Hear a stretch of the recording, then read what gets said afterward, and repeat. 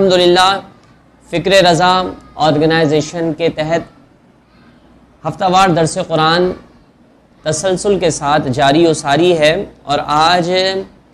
الحمدللہ آپ احباب کے سامنے ہم نے سورۃ البقرہ کی آیت نمبر 150 سے 152 تک تلاوت کرنے کا شرف حاصل کیا۔ اس سے قبل کہ میں ان آیات بینات کے تحت آپ احباب کے سامنے تفسیر پیش کروں، اللہ رب العزت کی بارگاہ میں نہایت ہی خلوص نیت کے ساتھ یہ دعا کرتا ہوں کہ وہ مجھے حق اور سچ بیان کرنے کی توفیق عطا فرمائے۔ اللہ تبارک و تعالی نے ارشاد فرمایا، وَمِنْ حَيْثُ خَرَجْتَ فَوَلِّ وَجْهَكَ شَطْرَ الْمَسْجِدِ الْحَرَامِ۔ ترجمہ: اے حبیب صلی اللہ علیہ وسلم، تم جہاں سے آؤ اپنا منہ مسجد حرام کی طرف کرو، اور اے مسلمانوں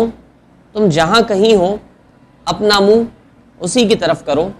تاکہ لوگوں کو تم پر کوئی حجت نہ رہے، مگر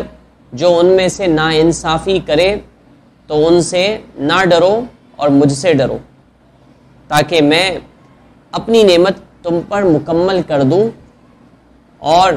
تاکہ تم ہدایت پاؤ۔ اس رکوع میں اللہ تبارک و تعالی نے 3 مرتبہ نبی کریم صلی اللہ علیہ وسلم اور مسلمانوں کو مسجد حرام یعنی قبلے کی طرف یعنی کعبے کی طرف منہ کر کے نماز پڑھنے کا حکم دیا۔ اس سے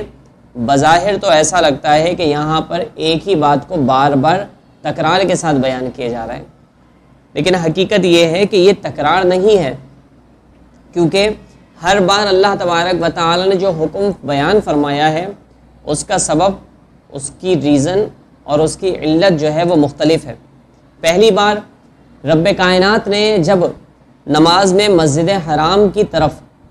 منہ کر کے حکم دیا، منہ کرنے کا حکم دیا، تو اس کی علت یہ بیان ہوئی کہ اللہ تبارک و تعالی نے اپنے حبیب صلی اللہ علیہ وسلم کی رضا جوئی کے لیے مسجد حرام کو قبلہ بنایا اور نماز میں اس کی طرف منہ کرنے کا حکم دیا۔ دوسری مرتبہ جب مسجد حرام کی طرف منہ کرنے کا حکم دیا تو اس کی علت یہ بیان فرمائی کہ اللہ تبارک و تعالی نے ہر امت کا ایک قبلہ بنایا ہے جس کی طرف منہ کر کے وہ نماز پڑھتے، اور جب نبی کریم صلی اللہ علیہ وسلم کی امت ایک ہے تو ان کا قبلہ بھی مسجد حرام کو بنایا گیا اور اسی کی طرف رخ کر کے نماز پڑھنے کا حکم دیا گیا۔ تیسری وجہ یہ بیان کی گئی کہ قبلے کے معاملے میں یہودی مسلمانوں پر کوئی حجت قائم نہ کریں، کہ وہ یہ نہ کہیں کہ قبلہ ہمارا بھی بیت المقدس اور تمہارا بھی بیت المقدس، تو اس لیے اللہ تبارک و تعالی نے مسلمانوں کے لیے ایک الگ قبلہ متعین کیا جو کہ خانہ کعبہ کی صورت میں ہمیں عطا کیا گیا۔ آگے بیان فرمایا کہ وَمِنْ حَيْثُ خَرَجْتَ فَوَلِّ وَجْهَكَ شَطْرَ الْمَسْجِدِ الْحَرَامِ، فرمایا کہ اس آیت میں مجموعی طور پر اللہ تبارک و تعالی نے لوگوں سے بیان فرمایا ہے کہ تم گویا کہ حالت سفر میں ہو یا حالت اقامت میں ہو، جنگل و بیابان میں ہو یا شہر میں ہو، ہر جگہ ہر حالت میں ہر وقت میں تم جب کبھی بھی نماز پڑھو تو تمہارا کعبہ جو ہے وہی قبلہ ہونا چاہیے، تاکہ یہودیوں کو کسی بھی قسم کا اعتراض نہ رہے کہ ان کی کتابوں میں تو قبلے کی تبدیلی کا لکھا ہوا ہے، لیکن اس نبی نے تو ایسا ہی کیا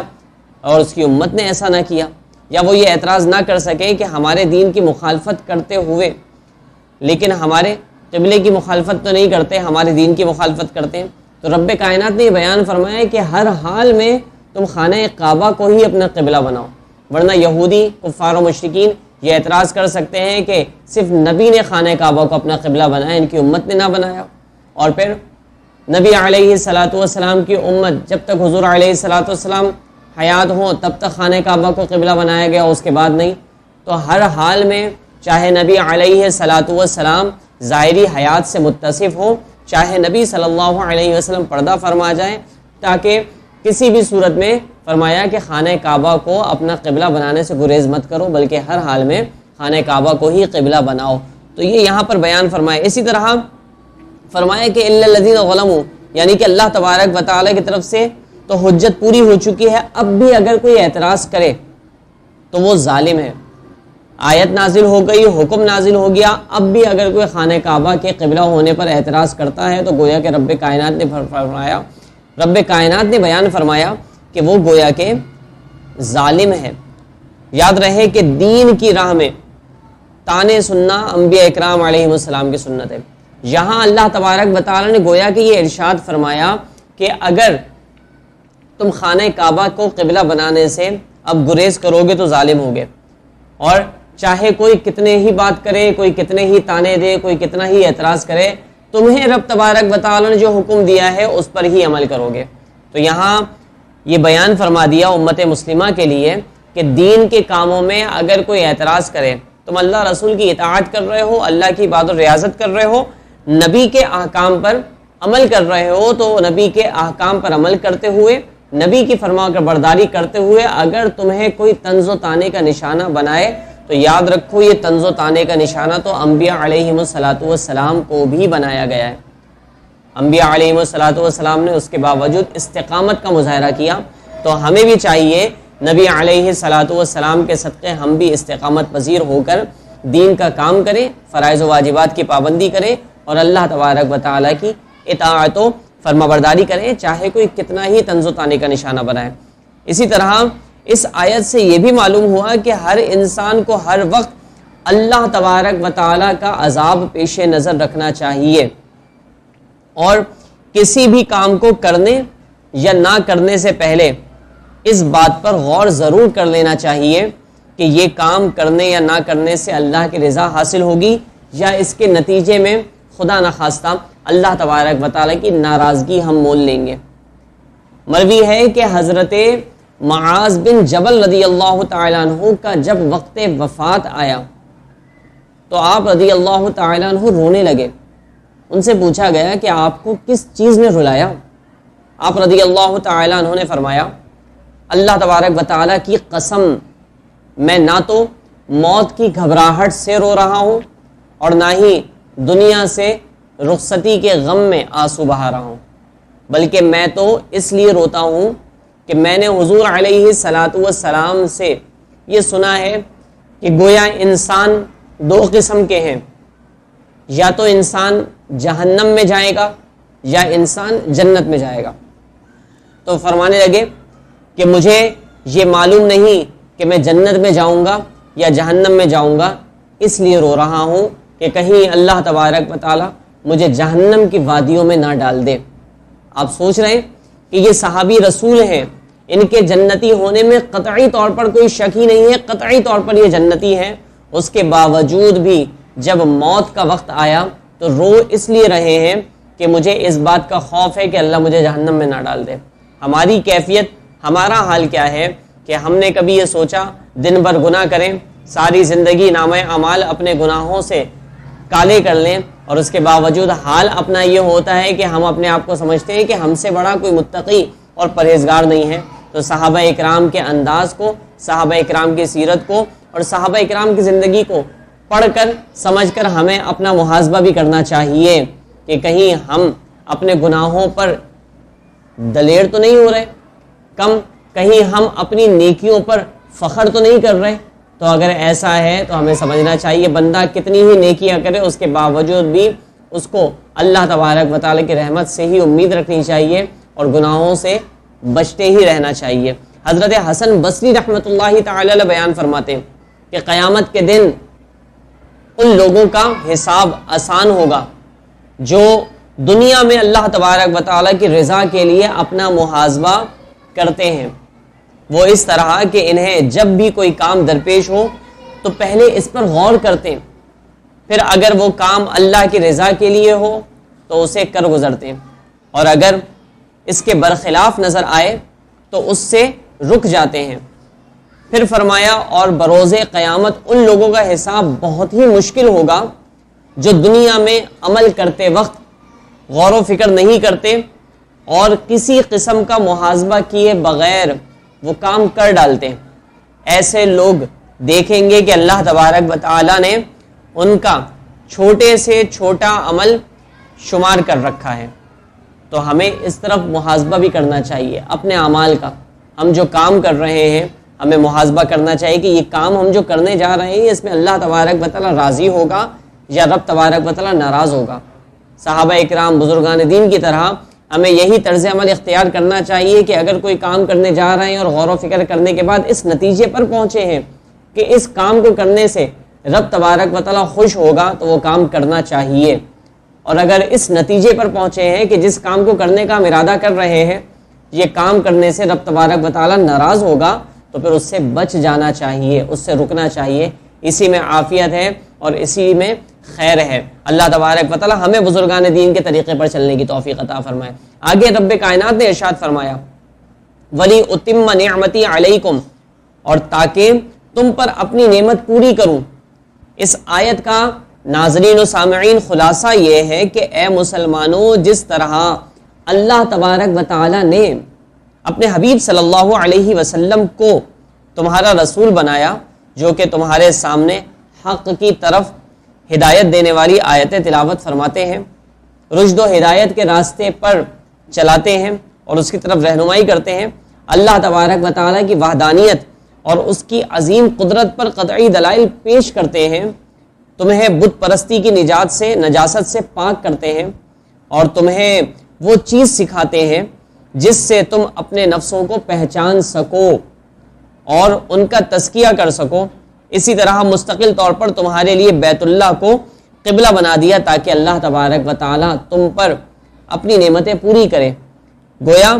جیسے مسلمانوں کا نبی جدا گانا تھا ایسے ہی ان کا قبلہ بھی جدا گانا ہے۔ کما ارسلنا فیکم رسولا منکم یتلو علیکم آیاتنا ویزکیکم ویعلمکم الکتاب والحکمہ، فرمایا کہ جیسا کہ ہم نے تمہارے درمیان